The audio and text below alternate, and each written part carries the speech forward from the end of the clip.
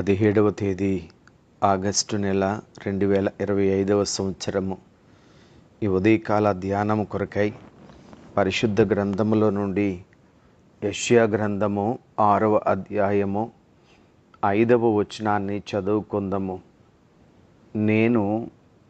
అయ్యో నేను అపవిత్రమైన పెదవులు గలవాడను, అపవిత్రమైన పెదవులు గల జనుల మధ్యను నివసించువాడను. నేను నశించితిని, రాజును సైన్యములకు అధిపతియగు యెహోవాను నేను కనులారా చూచితిని అనుకొంటిని. దేవునికి స్తోత్రములు. ప్రభునందు ప్రియమైన వారలారా, యేసుక్రీస్తు వారి పరిశుద్ధమైన నామములో మీ అందరికీ కూడా శుభములు తెలియచేస్తూ ఉన్నాను. మన తండ్రి అయిన దేవుని నుండి, ప్రభు అయిన యేసుక్రీస్తు నుండి కృపయు సమాధానమును మీకు కలుగునుగాక. ఆమేన్. ఈ పరిశుద్ధ దినమందు ఉదయకాలము దేవుని యొక్క సన్నిధిలో చేరి ఆరాధించే అవకాశాన్ని ప్రభు మనకు అనుగ్రహించి ఉన్నారు. దేవుని స్వరము వినే భాగ్యాన్ని చేకూర్చి ఉన్నారు. దేవునికి ఎంతగానో స్తుతులు చెల్లిస్తూ ఉన్నాను. ప్రియులారా, మన జీవితంలో ఎవరైనా ఒక ప్రముఖమైన వ్యక్తిని కలవడానికి అవకాశం లభిస్తే మనము ఎంత ఉత్సాహంగా ఉంటామో, ఆ సమయం మన జీవితంలో ఎంత మరిచిపోనిదిగా ఉంటుంది, మధురమైన సమయముగా మనం భావిస్తూ ఉంటాము. అయితే దేవుని సన్నిధికి వెళుతున్నప్పుడు చాలా ఒక విధంగా ఆ సంతోషాన్ని మనము అనుభవించలేకపోతూ ఉన్నాము. ప్రభుని కలుసుకుంటున్నాము అనేటువంటి ఆలోచన మన హృదయాన్ని ఆనందముతో ఉంచలేకపోతూ ఉంది. ఎందుచేత అనేది ఒకసారి జ్ఞాపకం చేసుకోవాలి. యెషయా ప్రవక్త దేవుని సన్నిధిలో ప్రవేశించినప్పుడు అది తన జీవితంలో ఎప్పుడూ జరగనటువంటి ఒక అద్భుతమైన కార్యాన్ని అతడు పొందుకొని ఉన్నాడు.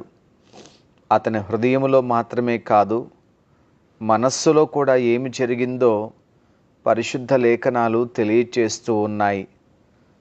దేవునిని దర్శించే సమయంలో ప్రవక్త యొక్క పరిస్థితిని జ్ఞాపకం చేసుకుంటే, రాజైన ఉజ్జియా మృతి పొందినటువంటి సంవత్సరమున అతడు దేవుని సన్నిధిని సమీపించినట్లుగా కనిపిస్తూ ఉంది.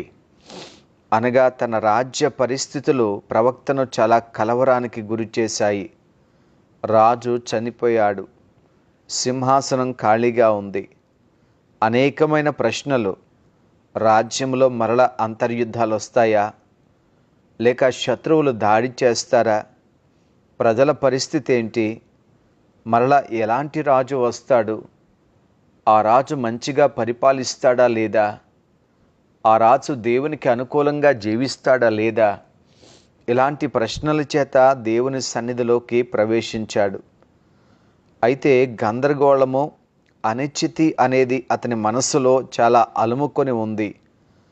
ఇటువంటి పరిస్థితుల మధ్యన అతడు దేవుని ఆలయానికి వెళ్ళి దేవుణ్ణి ముఖాముఖిగా చూడగలిగాడు. ప్రియ దేవుని బిడ్డలారా, దేవుణ్ణి మనము ఈ భౌతిక కళ్ళతో చూడలేము, కానీ ఆరాధన ద్వారా ఆత్మతో దేవుణ్ణి మనము సమీపించవచ్చు అనేది తప్పనిసరిగా లేఖనాలు మనకు బయలుపరుస్తూ ఉన్నాయి. ఎప్పుడైతే దేవుని ఉనికిని కనుగొంటామో మన పరిస్థితులన్నీ కూడా మారిపోతాయి. మునిపటిలాగా మనము ఉండబోము. మనము నూతనంగా మారిపోతూ ఉంటాము. దేవుని సన్నిధిని మనము అనుభవించగలుగుతూ ఉంటాము. ఆయన సన్నిధిలో ఉన్నటువంటి ఆ గొప్ప శక్తిని మనము తాకగలుగుతూ ఉంటాము. ప్రియులారా, దేవుని వాక్యం తెలియచేస్తూ ఉంది. మత్తయి సువార్త 18వ అధ్యాయము 20వ వచనము. ఎలయనగా, ఇద్దరు ముగ్గురు నా నామమున ఎక్కడ కూడియుందురో అక్కడ నేను వారి మధ్యన ఉందునని చెప్పాను. ప్రభు చెప్తున్నారు, నేను ఉంటాను వారితో, అయితే నా నామమున కూడి ఉన్న వారితో అని మాట్లాడారు. అంత మాత్రమే కాదు, కీర్తన గ్రంథము 22వ సంకీర్తన 3వ వచనములో నీవు ఇశ్రాయేలీయులు చేయు స్తోత్రముల మీద ఆసీనుడై ఉన్నావు అని చదువుతూ ఉన్నాము. అంటే స్తుతిస్తున్నటువంటి వారి మధ్యన ప్రభు ఉంటున్నారు అని వాక్యం తెలియచేస్తూ ఉంది. ప్రభునామములో కూడియున్న వారి మధ్యన, ప్రభునామమును స్తుతిస్తూ ఉన్న వారి మధ్యన ప్రభు ఉంటున్నారు. ప్రియులరా, ఆరాధన అంటే మనుషులు కూడియుండుట మాత్రమే కాదు. ఆరాధన అంటే పాటలు పాడుట మాత్రమే కాదు. ఆరాధన అంటే సంగీతాన్ని కలిగి ఉండడం మాత్రమే కాదు. మనుషులు కూడియుండుట అవసరమే, పాటలు పాడుట అవసరమే, సంగీత వాయిద్యాలను కలిగి ఉండుట అవసరమే. కానీ ఇది మాత్రమే ఆరాధన కాదు. మనం ప్రభు సన్నిధిలోనికి ప్రవేశించి తదనుగుణంగా మనము ప్రతిస్పందించినప్పుడు నిజమైన ఆరాధన అనేది ప్రారంభమవుతుంది. కానీ చాలాసార్లు మనుషులు కూడి ఉంటున్నారు, పాటలు పాడుతున్నారు, వాయిద్యాలు వాయిస్తూ ఉన్నారు, కానీ దేవునికి అనుగుణంగా స్పందించే హృదయాలు కరువైపోతూ ఉన్నాయి. కానీ యెషయా ప్రవక్త దేవుని సన్నిధికి తదనుగుణంగా అతడు స్పందించడం ప్రారంభించాడు. ఎంతగా అనంటే ఉజ్జియాకు ఆస్థానంలో ప్రవక్త చాలా అరుదుగా కనిపిస్తూ ఉండేవాడు. అంటే రాజు యొక్క ఆస్థానాన్ని ఎరగనివాడు కానే కాదు ప్రవక్త. అతనికి రాజు సన్నిధిలో ఉండడం, రాజుతో గడపడం అనేది బాగా పరిచయమైనదే. కానీ ఒక్కసారిగా దేవుని సన్నిధికి వచ్చేసరికి అతని జీవితం అతనికి వెల్లడి చేయబడింది, జ్ఞాపకం చేయబడతా ఉంది. దేవుణ్ణి ఎప్పుడైతే కనుగొన్నాడో, దేవుని సింహాసనాన్ని కనుగొన్నాడు, దేవుని యొక్క స్వరూప సౌందర్యాన్ని చూస్తూ ఉన్నాడు, దేవుణ్ణి ఆరాధించే అనుభవాన్ని చూస్తున్నాడు, దేవుని పరిశుద్ధతను గురించి అతడు కనుగొంటూ ఉన్నాడు. దానికి స్పందిస్తూ అంటున్నాడు, నేను అపవిత్రమైన పెదవులను కలిగిన వాడను అని చెప్పి. అనగా ఆ ప్రవక్త చూసిన ఆరాధన ఆయనను కదిలించింది అని చెప్పవచ్చు.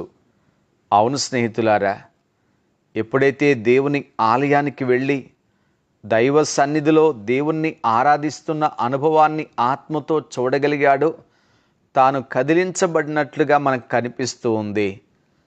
ఆలోచన చేద్దాము. చాలా పర్యాయములు మనం ఆరాధనలో పాల్గొంటున్నాము. ఎన్నో సంవత్సరాలుగా మనం ఆరాధనను దేవునికి సమర్పిస్తూ ఉన్నాము. కానీ ఎప్పుడైనా కదిలించబడ్డామా? నా జీవితం ఆరాధన ద్వారా కదిలించబడింది, నా అంతరంగము ఆరాధన ద్వారా కదిలించబడింది అనేటువంటి ఒక అనుభవం మనం ఎప్పుడైనా కలిగి ఉన్నామా ప్రియులారా? జ్ఞాపకం చేసుకోవాలి. ఇక్కడ ప్రవక్త మొట్టమొదటిగా పవిత్రతకు విరుద్ధమైనది తనలో ఉన్నట్లు కనుగొన్నాడు. అంటే దేవుని సన్నిధిలో ఆరాధిస్తున్నప్పుడు మన జీవితాన్ని మనం సంపూర్ణంగా కనుగొనగలుగుతూ ఉంటాము. ఈ లోకంలో మనుషులను చూస్తున్నప్పుడు మన జీవితం మనకు చాలా యోగ్యంగా అనిపిస్తూ ఉంటుంది, చాలా గొప్పగా అనిపిస్తూ ఉంటుంది. కానీ ఎప్పుడైతే ప్రభుని చూస్తామో మనలో ఉన్నటువంటి ఆ వెలితి, ఆ లోటు అనేది మనం కనుగొనగలుగుతూ ఉంటాము. ప్రియ దేవుని బిడ్డలారా, ఎప్పుడైతే తనలో ఉన్నటువంటి ఆ లోటును కనుగొన్నాడో, తాను అపవిత్రుడను అనే ఆలోచనను తెలుసుకున్నాడో, గట్టిగా కేకలు వేస్తూ ఆ మాట చెప్తూ ఉన్నాడు. అయితే గొప్ప అనుభవం ఏమిటంటే, అపవిత్రతతో దేవుణ్ణి ఆరాధించడానికి లేక దేవుని సన్నిధికి వచ్చినటువంటి ఈ ప్రవక్త మీదకు దేవుడు తన తీర్పు యొక్క మండుచున్న ఖడ్గాన్ని పంపించలేదు, కానీ క్షమాపణను పంపించాడు. దేవుడు క్షమాపణతో స్పందించారు అనే విషయము మనకెంత అద్భుతంగా అనిపిస్తుంది ప్రియులారా.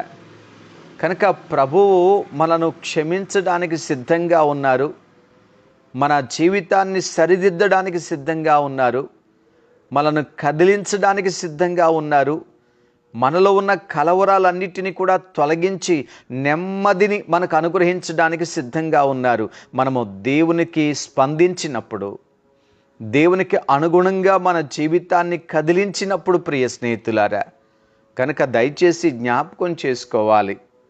ప్రవక్తను ప్రభు క్షమిస్తూ ఉన్నారు. బలిపీఠం మీద కారు వచ్చి ఆయన పెదవులకు తాకింది.